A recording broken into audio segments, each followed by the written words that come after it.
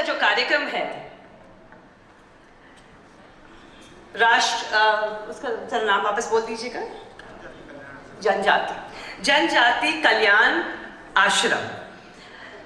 अब सभी पद अधिकारियों को मैं धन्यवाद करना चाहती हूँ कि मुंबई से आपने मुझे काठमांडू बुलाया।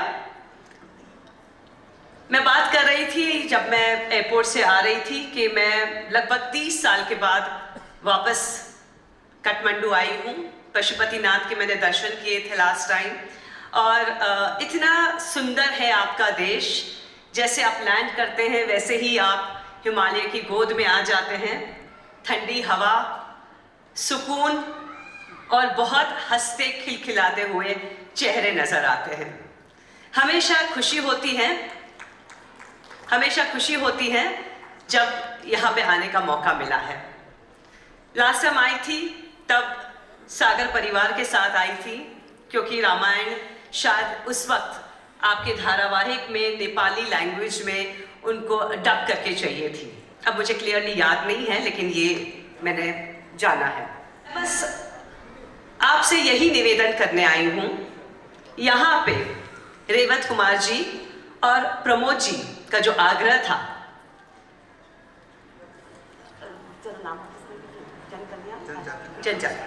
जनजाति कल्याण, ये सर धुआं बंद करिएगा ना प्लीज, आई हैव एलर्जी।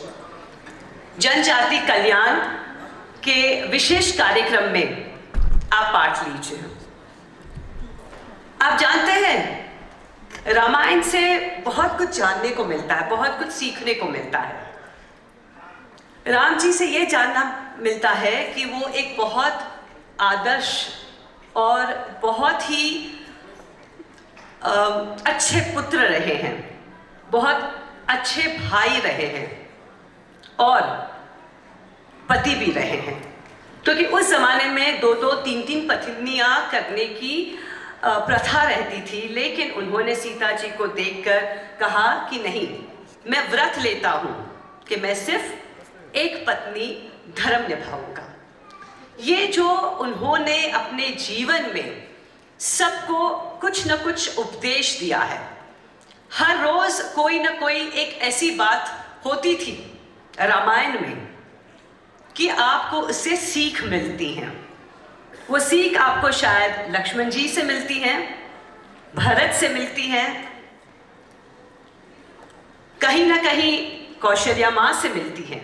कोई एक पात्र रामायण का ऐसा नहीं है जो आपको सिखा कर नहीं जाता है। इसलिए कहते हैं घर घर में रामायण, और वो घर जो रामायण की नीति को अपनाता है वो घर में राम बसता है, नारायण बसता है।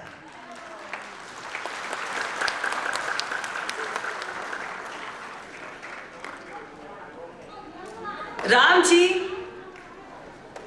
जब हम रामायण की बात करते हैं, जब उनका 14 साल का वनवास हुआ, और पूरी कहानी रामायण की यही है, उनका वनवास कैसे हुआ, कैसे उन्होंने गुजारा वो 14 साल, और कैसे सीता माँ को वो वापस अयोध्या लेकर आए। आज उस वक्त रो पड़े और कहा, हम जानते हैं कि आप स्वयं विष्णु के अवतार हैं और आपने मुझ जैसे तुझ आदमी के आपके सर पे हाथ रखा है, लेकिन भगवान के लिए हर इंसान बराबरी का होता है।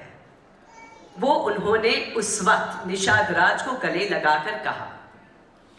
हर एक मौके पे उन्होंने अपने पत्नी को वापस लाने के लिए जिस तरीके से दिन गुजारे हैं, वो चाहे जितना भी तुच्छ क्यों ना हो उसको अपनाया है, क्योंकि भगवान के लिए सब समान है। शबरी जैसी बूढ़ी औरत जो सिर्फ भक्ति में थी, वो राम जी के लिए इंतजार कर रही थी, अपेक्षा कर रही थी कि कब राम जी आएंगे। उनका प्यार देखिए, उनकी भक्ति देखिए। झूठे बेर खिलाए राम जी को, प्रभु को खिलाए, राम जी को खिलाए, लेकिन राम जी ये बात को समझते थे कि जो झूठे बेर खिला रही है माता, वो इसलिए खिला रही हैं क्योंकि उनके दिल में एक माँ का प्रेम है एक बेटे के लिए, और वो जानती थी कि उनका जो बेटा बेर खाने वाला है वो स्वयं विष्णु भगवान है। आगे चल के राम जी ने सुग्रीव की मदद ली, जो है तो वानर ही, भालू की मदद ली, उन्होंने पशु पक्षी की मदद ली। तो ये क्या सिखाता है हमें? ये हमें ये बात सिखाता है वासुदेव कुटुंबकम। ये जो संसार है ये एक परिवार है, और इसमें हर एक इंसान, हर एक जानवर, हर एक पक्षी का एक रोल होता है, एक कैरेक्टर होता है जिसको अभिनय करना पड़ता है उनको। और ये जितने भी आते हैं इस धरती पे, इस सृष्टि पे, वो भगवान के आशीर्वाद से आते हैं, वो भगवान के हैं। आज आप और मैं, हम सब उनके चाहते लोग हैं, और हमें इस परिवार को एक करना है। आपको क्या लगता है भगवान ने हमें क्यों भेजा है? हम कठपुतली है और ड्रामा करके चले जाएंगे वापस स्वर्गलोक? नहीं, हमें इसलिए भेजा गया है कि हम एक दूसरे को प्रेम करें, हम एक दूसरे के लिए दया रखें, हम एक दूसरे के लिए मदद रूपी हो, हम पशु के लिए मदद रूपी हो, पक्षी के लिए हो, और खास तौर से इंसान के लिए मदद रूपी हो। उन इंसानों के लिए जिनके पास शायद माँ बाप ना हो, शायद पैसे ना हो, शायद सोसाइटी में खड़े रहने का रुतबा ना हो, और अगर वो सब प्रभु राम ने आपको दिया है तो आपका सबसे बड़ा फर्ज सोसाइटी की ओर, भगवान की ओर यही बनता है कि आप उन बच्चों की, उन परिवारों की मदद कीजिए, चाहे वो पैसे से हो, चाहे वो अपने समय से हो, चाहे वो अपने कर्म से हो। हम सब लोग यहाँ पे बहुत धर्मिष्ठ होंगे, हम पूजा पाठ करते हैं, मंत्रोपचार करते हैं। वैसे मैं प्रमोद जी के साथ बात कर रही थी कल। आज का समय बहुत बलवान समय है। आज 10:30 बजे से, प्रभु जी बात कर रहे थे हम कल, 10:30 से 3:30 बजे तक एक ऐसा मुहूर्त है आज जो शायद पिछले 70 इयर्स में नहीं हुआ है। अगर उस समय में अगर आप मंत्रोच्चार करें, भगवान का नाम ले, भगवान का कोई काम करें, तो आपको 100 गुना फल मिलेगा। आज वो समय है। देखिए, भगवान भी चाहता है कि आप सब कि पुण्य और बढ़े, क्योंकि आज मैं आपसे यह कहना आई हूं कि मंत्रोच्चार, भगवान का जो भी आप करते रहिए, बहुत अच्छी बात है, लेकिन भगवान हमेशा यही चाहते हैं कि हम एक दूसरे की मदद करें, हमेशा एक दूसरे को सपोर्ट करें। आज ये जो संस्था है जनजाति कल्याण आश्रम, वो जनजातियों के लिए बनी है। ये बहुत उम्दा काम कर रहे हैं। मैंने सुना 21 साल से हैं, और पिछले 9 सालों में तो उन्होंने बहुत आगे चल के बच्चों की मदद की है। तो आज इस स्टेज पर, इस मंच पर, अगर मैं मुंबई से इतनी दूर से आई हूँ, तो मैं आप सबसे ये निवेदन करना चाहती हूँ कि मेरी ये ट्रिप सफल रहे, आपकी यहाँ आने का ट्रिप सफल रहे, और इन बच्चों के लिए आप जरूर कुछ ऐसा महान काम कर दीजिए ताकि जो आप एक एक करके बच्चे अडॉप्ट कर रहे हैं, मैं कहती हूँ हर महीने का एक बच्चा अडॉप्ट कर लीजिए, 12 महीने के 12 बच्चे अडॉप्ट कर लीजिए। ये पुण्य सिर्फ आपको नहीं काम आएगा, आपके खुद के बच्चों को भी काम आएगा।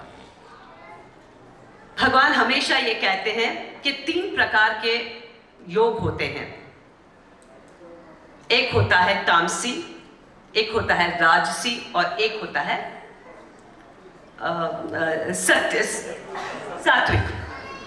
तो ये जो 3 प्रकार के जो योग होते हैं, तामसी योग वो होता है जब हम खाए पिए, मजाक करें और खत्म हो गया।